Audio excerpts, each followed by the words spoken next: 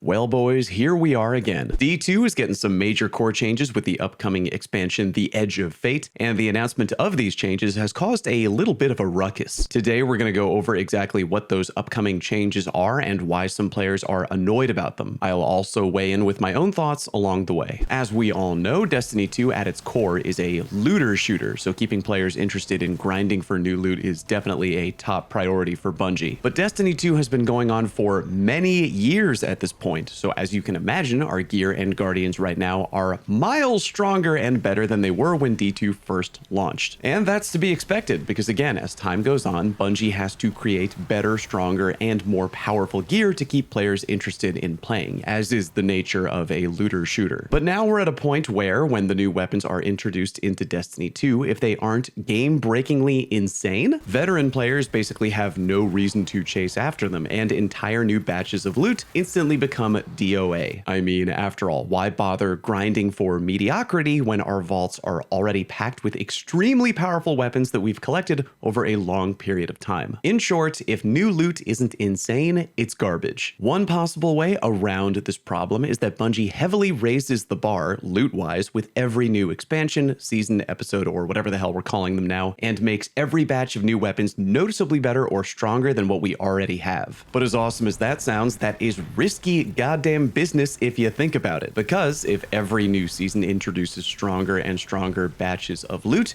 you would eventually reach a point where you would walk into a room full of enemies, fire one shot out of your new hand cannon, and basically set off a nuclear bomb. And to a degree, we're kinda already approaching that point. God tier weapons nowadays, and our guardians in general, are really freaking powerful. In an attempt to solve this problem, Bungie decided to make the following change in the Edge of Fate. When using a weapon in the currently active season, that weapon will receive a plus 15% damage buff in PvE. That goes for any weapon in any slot, kinetic, energy, or heavy. And there's a similar change for armor. Starting in the Edge of Fate, for every piece of current season armor you have equipped on your Guardian, you will receive a stacking damage resist buff of plus 3%, maxing out at a grand total of plus 15%. At the end of the current season, all those weapons you'd been using would finally lose that unique buff, and then the next batch of weapons and armor arriving with the Renegades expansion in December would then be the new recipients of that plus 15% gear buff. That change in particular is what a lot of players have been arguing about, and I do sympathize with the frustration. To be fair, I think there's both good and bad things about this core mechanic change, which we can go over real quick. I'm sure this won't erupt into chaos in the comment section. It's also my first day on the internet. Okay, first, the good. In theory, this would, quote, solve the power creep problem in a way by making it so that new gear is automatically enticing to acquire because it straight up gets a buff right out the gate. Therefore, when new content drops, more players would actually have a reason to play it right away as opposed to just skipping entire batches of new content just because the new loot isn't as insane as what they already have sitting around in their vault. Also, new weapons wouldn't automatically overshadow all old god rolls. For example, if you got a new rocket launcher to drop in the Edge of Fate that dropped with Impulse Amplifier and Reverberation, that launcher would in no way outclass a classic DPS rocket launcher with Envious Arsenal and Bait and Switch. Yeah, the newer rocket would get an automatic damage buff of plus 15% if used in the current season, but the old god roll still has higher damage output potential because Bait and Switch lets you get up to 30% more damage when activated. TLDR, if you were using both in an identical damage phase, then the old god roll would still be the better option. Okay, now the bad. Giving new weapons a flat damage buff potentially makes it so that the desire to grind for new loot wears down over time, especially as we approach the end of a current season. For example, I'm not sure how much motivation players might have to grind out god rolls come October and November, considering that Renegades will be coming out in December, and all gear in Renegades will then receive the automatic 15% damage buff. It actually kind of applies to the game right now, too. An activity players were relatively looking forward to, depending on who you ask, aka Right of the Nine, is now sort of a why should I bother type situation for a lot of people. The diehard grinders are gonna grind no matter what, but for the vast majority of other players, why grind for any PvE focused gear in Right of the Nine right now, since it may potentially get outclassed by new gear literally next month which will automatically receive a 15% damage buff. Again, this is very heavily role and weapon dependent, but still is definitely a concern that a lot of players have. And I mean, yeah, you could say, well, hopefully players are just playing not just Rite of the Nine, but any activity in D2, not only for the loot, but also because the actual activity itself is fun. And yeah, I mean, that's kind of the dream. Playing an activity not just because the loot is really good, but because the activity itself is actually enjoyable. But no matter how fun the activity is, D2 is a looter shooter at its core, so making sure the loot is actually worth chasing is always going to be an important factor. Another concern I've heard is that new loot might be less and less creative. Let me explain. Continuing our rocket launcher example, right now we have Heathen Vengeance, an incredibly viable DPS rocket from the VoG raid. Bungie obviously knows that Envious Arsenal and Bait and Switch is a highly coveted perk combo for PvE players. Therefore, in theory, they could just release a new Envious Arsenal and Bait and Switch rocket launcher literally every season from here on out, knowing that diehard PvE players would likely grind for them every season without question, just to get a freshly updated Godroll rocket launcher that gets an extra 15% damage buff. Although I should say we definitely don't know yet that that will become a thing that happens, so it's not incredibly fair for me to bring it up as a hard downside.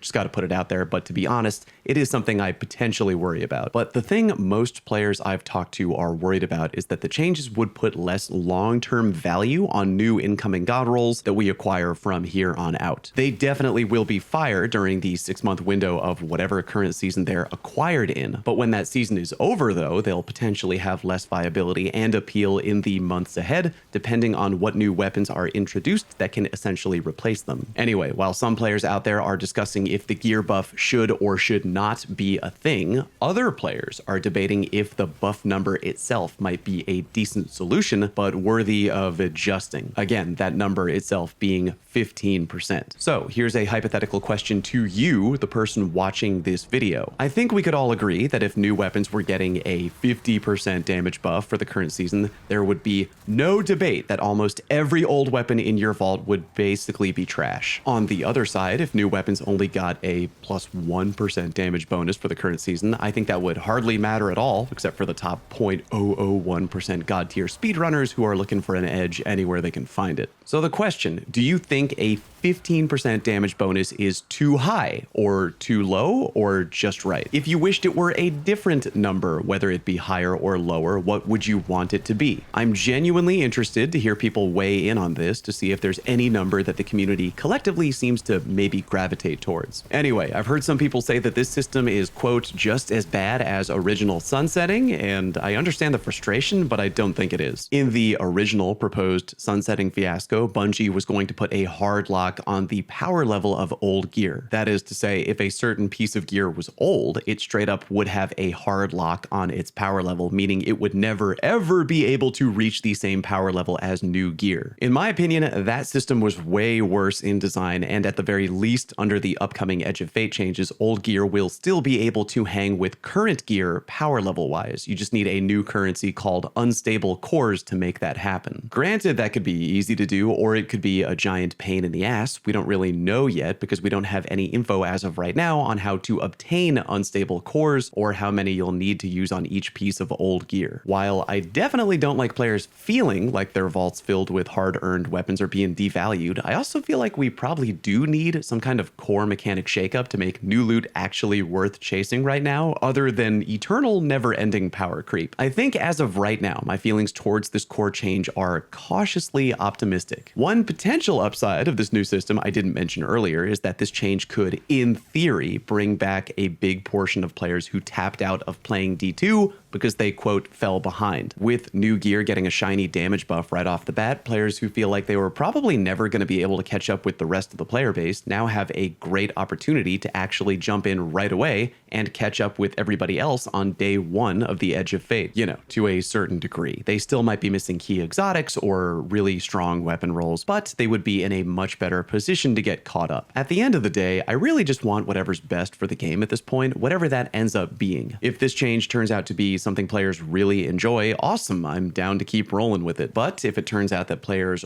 really goddamn hate it and the game starts to suffer hard under the new system, then yeah, obviously we should take another look at it. Do me a favor, let me know what your thoughts are. I'm interested to hear what you have to say, whether that is you like the system and why, or you don't like it and why, or you're completely indifferent. Thank you very much for watching. See you next time.